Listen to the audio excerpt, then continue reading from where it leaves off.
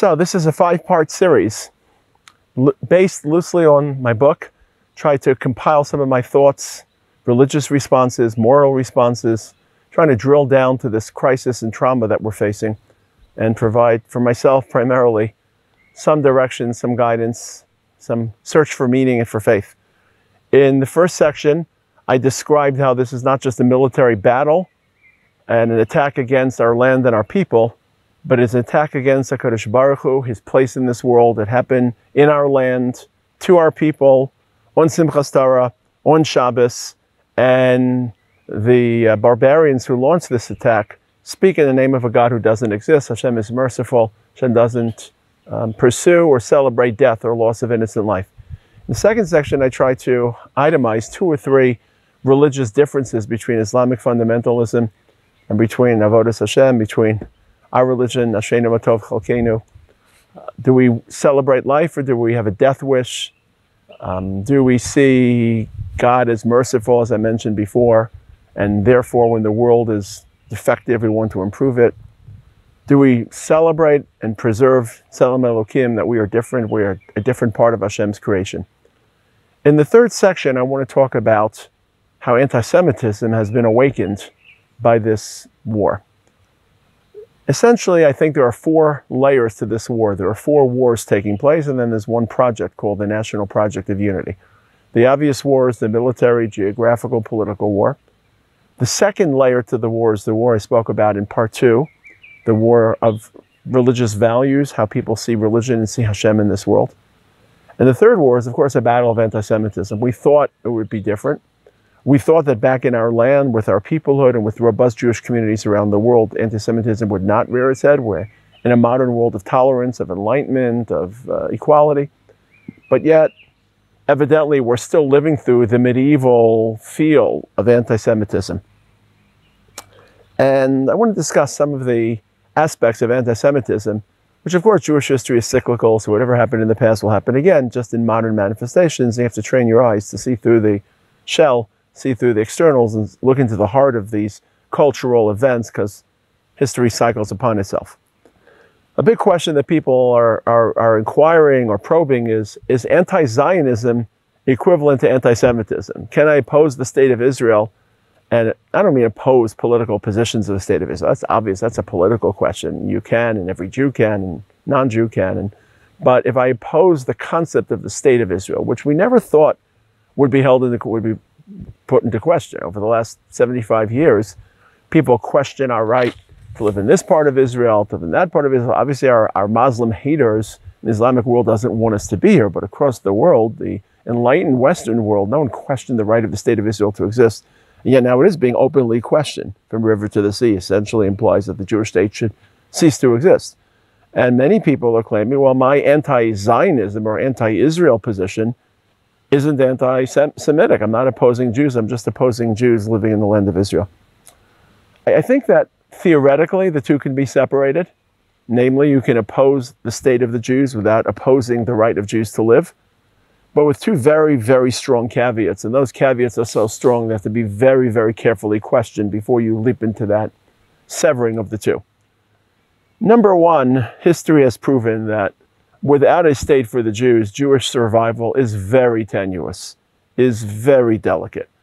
And to lay the claim that there doesn't need to be a Jewish state because Jews can exist as a foreign implant through host countries, that experiment has been tried before, countless times, for thousands of years. Anti-Semitism did not begin in 1948. Arab anti-Semitism did not begin in 1948. Arab blood libels did not begin in 1948. Expulsion of Jews did not begin in 1948. So the transition of history to a Jewish state and a homeland for the Jews, where Jewish identity will be protected, Jewish peoplehood will be preserved, where Jews will be allowed to live in safety and security, that shift in history is vital for Jewish survival.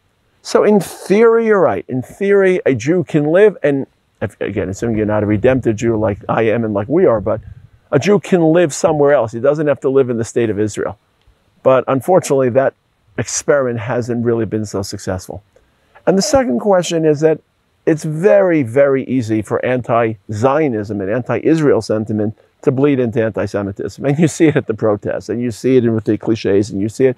And it happened in Purim. The 10 children of Haman, according to Chazal, wrote letters in Sefer Ezra Perek Dalet back to Achashverosh to halt the construction of the Beis HaMikdash and to thwart Jewish expansionism. And then a few years later in Paras Umadai, these Aseres B'nai Haman were fomenting Jewish genocide or fomenting people towards Jewish genocide. So in theory, can a person be anti the state of Israel as a state of the Jewish people, but support the right of Jews to live on this earth? Of course, but history has proven that without the state of Israel, the Jews are not, Jewish survival is not assured. And number two, very, very often, the phrase, Zionism is racism. I'm an anti-Zionist. I'm anti the right of the Jewish people to have a Jewish state. Very often that just masks hatred, violence, anti-Semitism in its ugliest form. And we're seeing the lifting of that veil and the lifting of that cover. Number two, what we're finding is anti-Semitism always needs a cover story. It's a deep-seated hatred without getting into the core of the hatred, why it exists metaphysically, socially, politically. But always needs to be a cover story because you have to sell genocide to the masses with a reason that you want to kill each and every Jew alive. And in the ancient times, we were the monotheists who challenged a world of paganists to higher ground. Paganism is an easy, decadent lifestyle, and monotheism is a morally conscious lifestyle. And then when the world turned monotheistic through the rise of Christianity and a few centuries later, the emergence of Islam, we can no longer be hated for being monotheists. So after a couple hundred years, especially in the Christian world, the rabid anti-Zionism based on the myth that Jews killed Jesus and the derivatives of that myth, that we reenacted that murder every year and we stole Christian babies and took their blood and incorporated into our matzah. And religious anti-Semitism, where there was a theological cover story for anti-Semitism. And then in the modern, enlightened, cosmopolitan era of progress in science and organized religion was no longer had cachet. So in the post-Darwin world, social Darwinists had to spin a new theory that Jews are a subrace and that they have to be eliminated. The same way that nature can only survive if it's cleansed of its weaker elements, society has to be cleansed of its weaker elements. Now in the modern world of equality, we all share the same DNA. It isn't PC to talk about subraces or inferior races. There has to be a new cover story, a new narrative. And that narrative has been colonialism. This misplaced, misguided sense. And colonialism was a horrible, horrible chapter in human history. To understand the horrors of colonialism, that's not a pleasant word. After humanity started to move away from slavery, remember, black slavery, African slavery still existed, unfortunately, until relatively recently. But slavery wasn't limited to African slavery. Slavery was a scourge that tormented and that haunted humanity. And in the modern era, as much of the world moved away from slavery, it didn't really abdicate slavery or abandon slavery. It just shifted slavery from individual slavery, in which individual people were taken as slaves, to national slavery, where entire countries in the third world that were underdeveloped, that didn't have the technology, the military and economic power of European countries, were subjected to, again, they didn't work as slaves on a day-to-day basis, but their resources were bled, their political autonomy was taken, their culture was raided, and just so that European powers could get richer, more ostentatious, more opulent. So that's a horrible, horrible saga in the history of mankind. And essentially, you could claim that two horrible wars were fought over it in the 20th century and were necessary to end that terrible chapter. This is not a colonialist saga. This is not a colonialist narrative. We were the victims of colonialism, of British colonialism. We're returning to our ancient homeland. We'd love to live in peace with those around us. We'd love to share our prosperity with those around us. We don't want to sap them. Any nation that has formed alliances and peace treaties with us has benefited from our prosperity and from our welfare. That's the legacy of Avram Avinu v'Yehei bracha. It just so happens, sadly, that there's a range of our neighbors who hate us and want to kill us.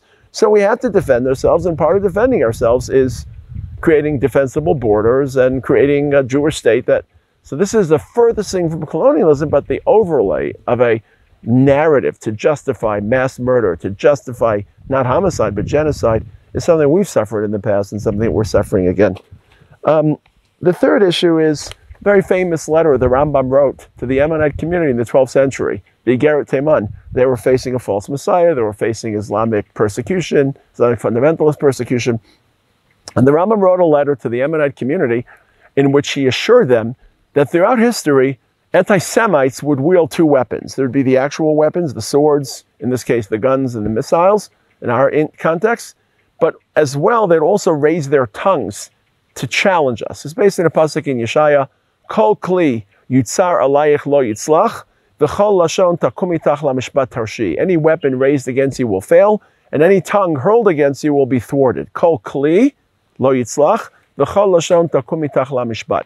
And for the Rambam in the 12th century, the tongue assault, the verbal assault, was the attempt to repudiate or to disavow, to debunk Judaism. And the famous trials, the monkey trials we could call them, using a modern term, of the 12th century and the 13th century in Barcelona and in Paris, putting Judaism on trial, putting the Talmud on trial.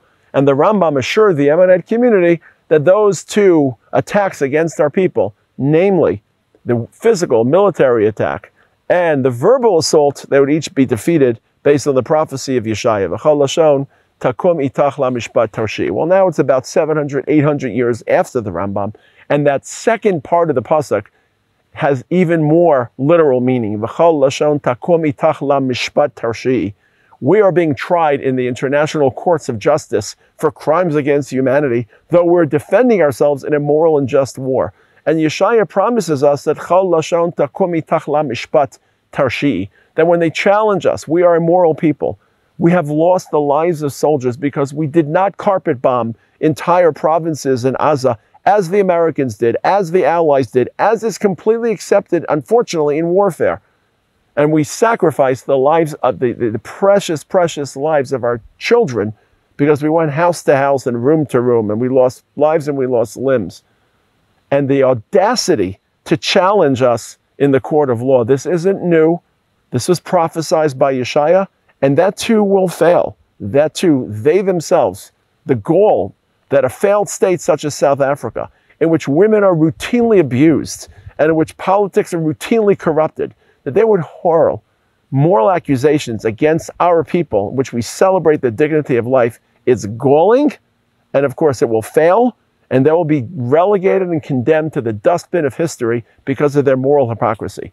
And because we say every day in davening, HaKadosh Baruch Hu is the Melech HaMishpat, and Hashem gave us a moral code to create political systems and judicial systems to regulate society.